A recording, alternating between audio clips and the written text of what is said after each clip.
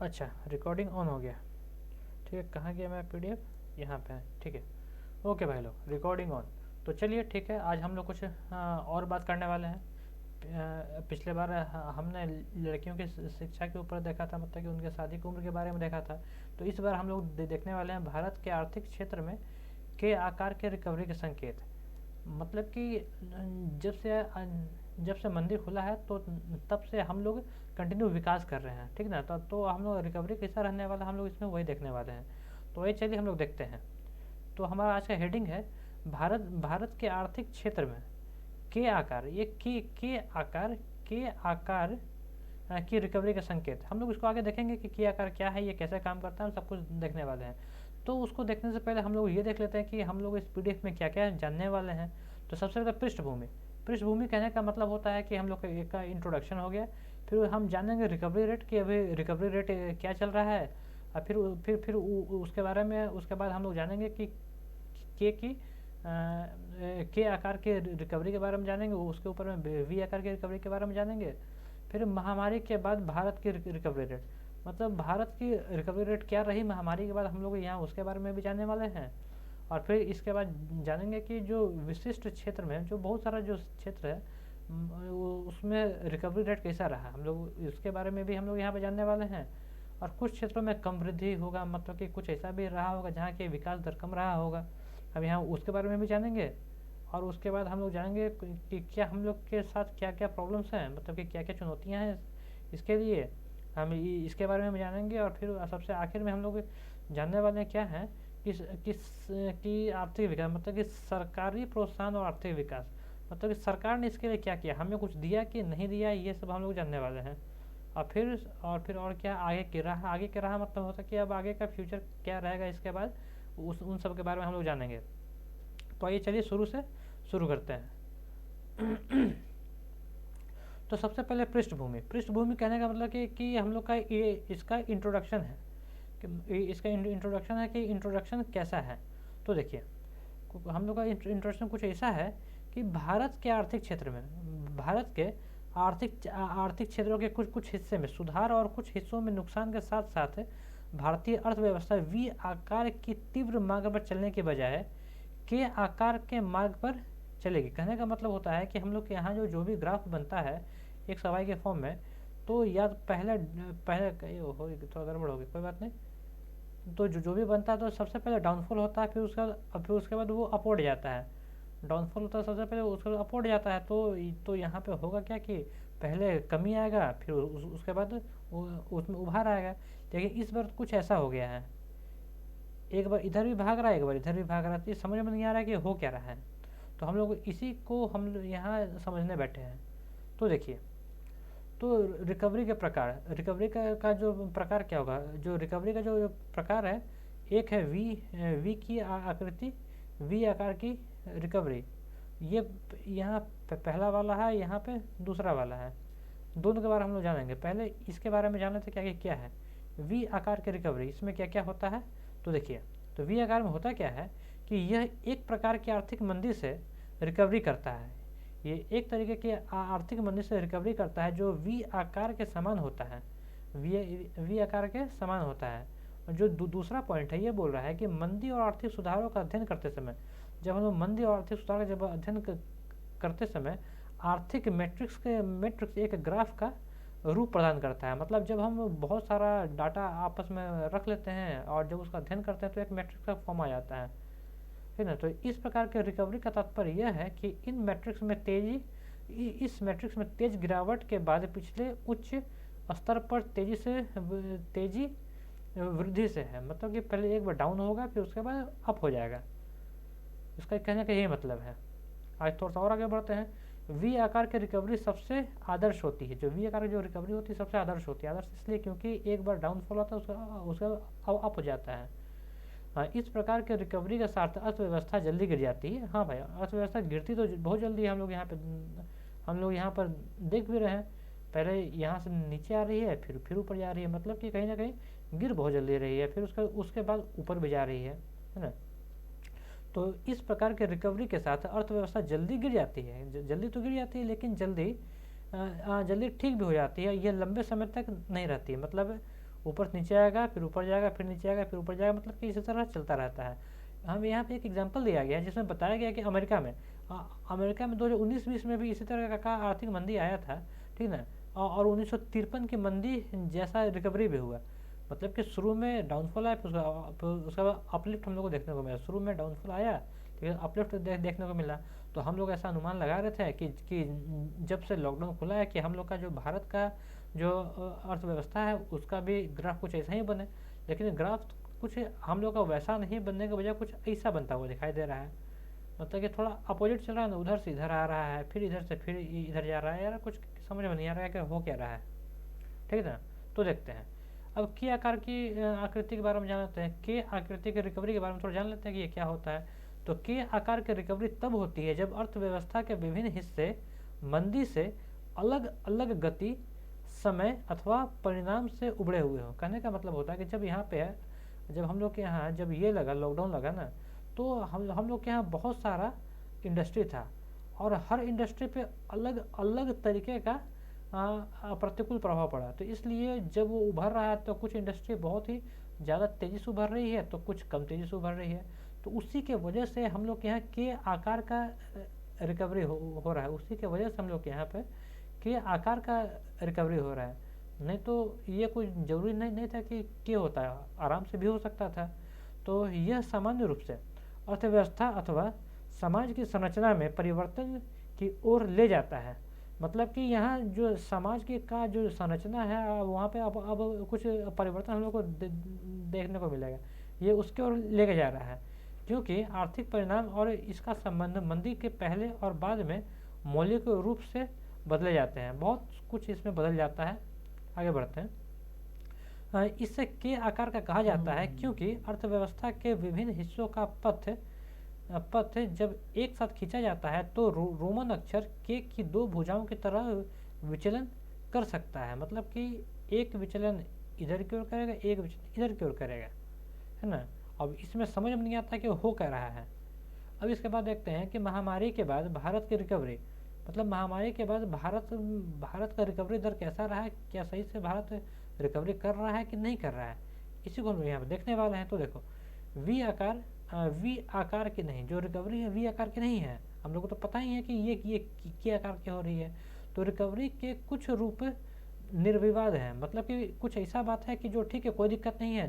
निर्विवाद का मतलब है कि कुछ ऐसा रिजल्ट आया है कि जिस पर किसी को विवाद नहीं है, वो सब कुछ सही है, लेकिन उसके बाद बदल गया है। रिकवरी के कुछ रूप निर्विवाद हैं, लेकिन इसे शायद ही वी आकार कहा जा सकता है। हम देखो कुछ, हालांकि ऐसा तो आ रहा है, लेकिन हम इसे वी बोल देंगे ये जरूरी नहीं है। हो सके ये अपोजिट के भी बना ले, कुछ भी हो सकता है ना। ये कहा जा रहा है, ठीक है, मिट जाओ, हाँ ठीक है। वी आकार का कहा जा रहा है, कहा जा सकता है। महामारी की आर्थिक तबाही ने विभिन्न सामाजिक आर्थिक समूह को सामान्य रूप से प्रभावित किया है, असमान रूप से प्रभावित किया है, क्योंकि सबके यहाँ में ना असमान रूप से प्रभावित किया है। देखो प्रभावित तो सभी कोई हुए हैं, लेकिन एक जैसे नहीं हुए हैं। अब आर को सही ठहराना है, ठीक है ना। अब आर को हम लोग सही ठहरा रहे हैं कि अब जो आर आकार है यही आ रहा है। तो यहाँ पे देखो भारत में अर्थव्यवस्था के विभिन्न क्षेत्रों में आज जिस सुधार का अनुभव हो रहा है वो वी आकार की तुलना में के आकार का अधिक है। मतलब अभी ऐसे सुधार नहीं हो रहा, अभी ऐसे सुधार हो रहा है जिससे विभिन्न समूह और उद्योग अपनी समकक्षों की तुलना में बहुत तेजी से ठीक हो रहा है। ठीक है, आगे चलते हैं। अगला हम लोग पढ़ने वाले हैं अब विशिष्ट क्षेत्रों में विकास और रिकवरी की दर। मतलब कि अब जो एक तो क्षेत्र वहाँ देख लिए, अब उसके अलावा वो जो विशिष्ट क्षेत्र मतलब कुछ अलग अलग क्षेत्रों में भी रिकवरी का दर हमको देखने को मिलेगा। आइए देखते हैं। उदाहरण के लिए प्रीमियम कारों और मोटरसाइकिलों ने महामारी में मंदी का सामना किया। भाई जब महामारी था तो भाई उस वक्त मोटरसाइकिल और प्रीमियम कार कौन खरीदेगा, तो इसलिए वो इसका डिमांड था नहीं, तो उन लोगों को मंदी का सामना करना पड़ गया। आगे चलो। पिछले एक साल में शेयर बाजार और इसी तरह के अन्य वित्तीय संपत्ति परिसंपत्तियों से पहले की कमी और त्वरित वसूली अभूतपूर्व रही है। पहले तो कमी था, उसके बाद उसका भरपाई भी हो गया। बहरहाल ये समझना महत्वपूर्ण है, यह आवश्यक रूप से कि वो उल्लेखित आर्थिक स्थिति को नहीं दर्शाता है। उल्लिखित आर्थिक स्थिति को नहीं दिखाता है। आगे चलते हैं। भारत में 5% से कम लोग शेयर में निवेश करते हैं। देखो हमारे भारत में केवल 5% से कम ही लोग शेयर बाजार के ओर आकर्षित होते हैं, जिसका अर्थ है कि 5% से कम भारत के लोगों को इस आर्थिक सुधार से सीधे लाभ हुआ है। मतलब कि देखो जब 5% लोग इन्वेस्ट करेगा तो जो लाभ होगा वो 5% को ही मिलेगा, सॉरी जो 5% को ही लाभ मिलेगा, और तो जो लाभ मिलेगा नहीं। कुछ क्षेत्रों में कम वृद्धि। अब ऐसा बहुत सारे क्षेत्र होगा जहाँ की वृद्धि कम आया होगा। देखते हैं कौन कौन सा क्षेत्र है। एक तो भाई कार के बारे में हम लोग ने देख लिए है ना, और दूसरा मोटरसाइकिल के बारे में हम लोग देखे कि जहाँ की रिकवरी दर कम हो गया था। अब इसके बाद दोपहिया वाहन। दोपहिया वाहन भारत में निम्न और मध्य वर्ग के समूहों के साथ छोटे व्यवसायों को आर्थिक स्थिति का प्रतिनिधित्व करते हैं। देखो हमने कहा जो भी मध्यम वर्ग है ना, जो मध्यम वर्ग से जो भी ताल्लुक रखते हैं वो सब के सब दोपहिया पर ही अपने दिनचर्या के लिए निर्भर है, कमाने के लिए निर्भर है। लेकिन फिर भी यहाँ पे कमी देखा गया है। एक विश्लेषण कंपनी है क्रिसिल, एक विश्लेषण कंपनी है क्रिसिल की एक रिपोर्ट के मुताबिक 2021 में दोपहिया वाहनों की बिक्री में 3% से 6% तक घटने की उम्मीद है। मतलब कि देखो अभी ताज़ा आंकड़ा तो आया नहीं है, ये पुराना आंकड़ा के आधार पर ही ये चीज़ निकाला गया। तो जहाँ बोला जा रहा है कि 3% से 6% तक यहाँ पे गिरावट देखने को मिलेगा। 3 से 6% तक गिरावट देखने को मिलेगा।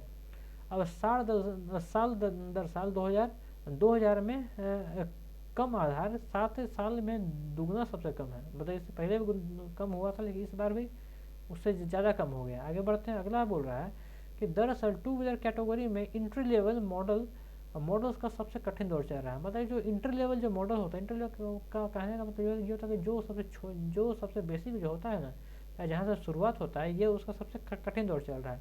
उसके बाद वाला गाड़ी तो हम लोग खरीद ही रहे हैं, लेकिन टॉप मॉडल हम खरीद रहे हैं, लेकिन सस्ता मॉडल हम नहीं खरीद रहे हैं। अब हम लोग के पास क्या क्या चुनौतियाँ हैं, जरा हम लोग यहाँ पे चुनौतियों के बारे में जानने वाले हैं।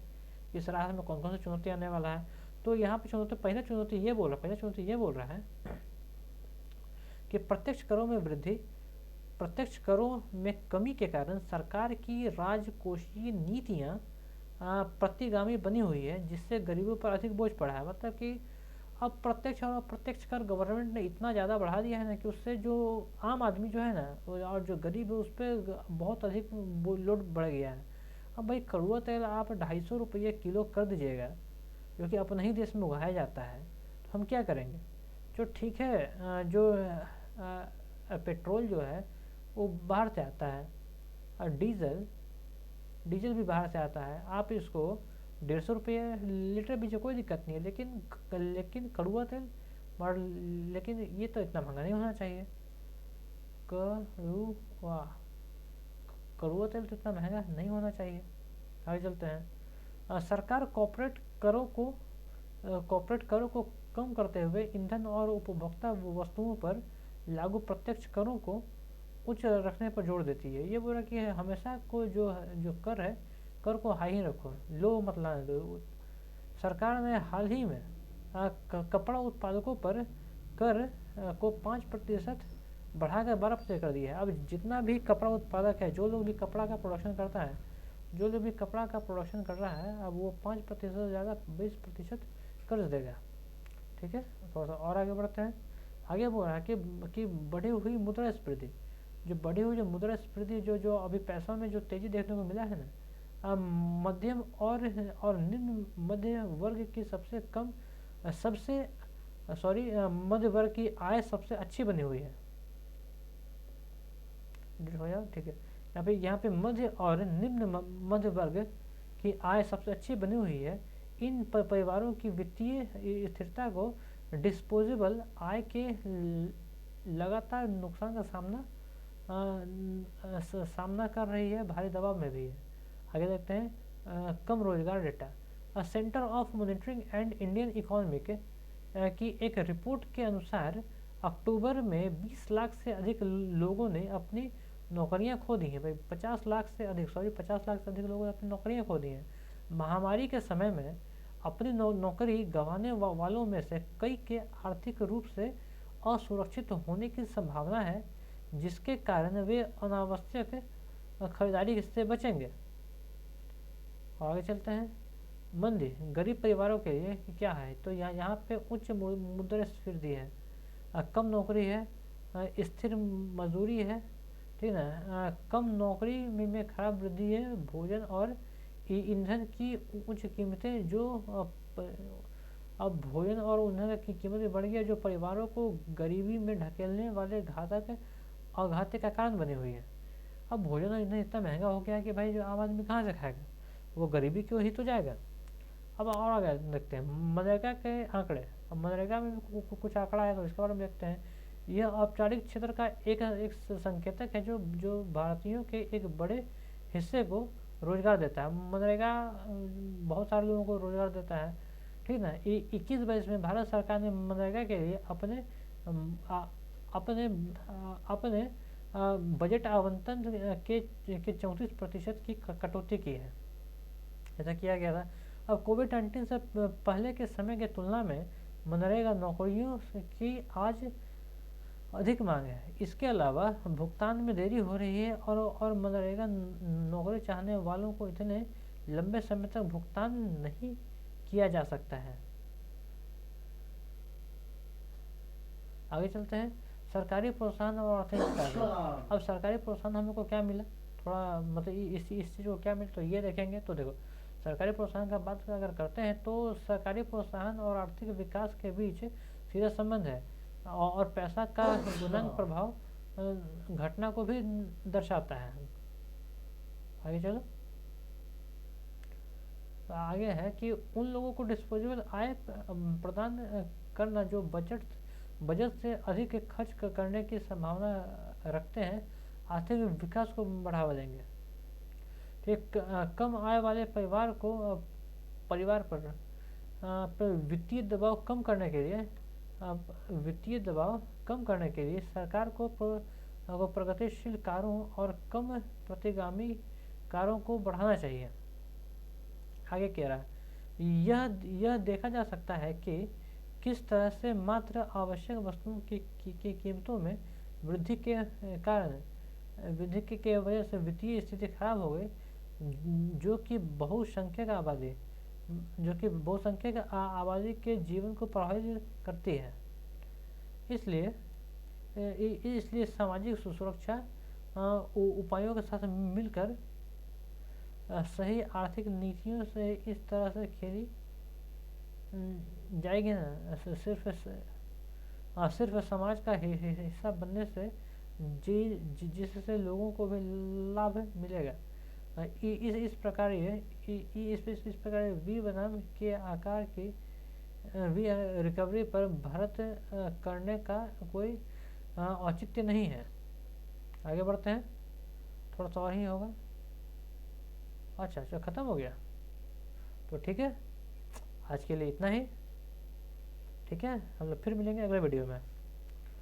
तो एक बार आगे का रहा तो बड़े मुश्किल है।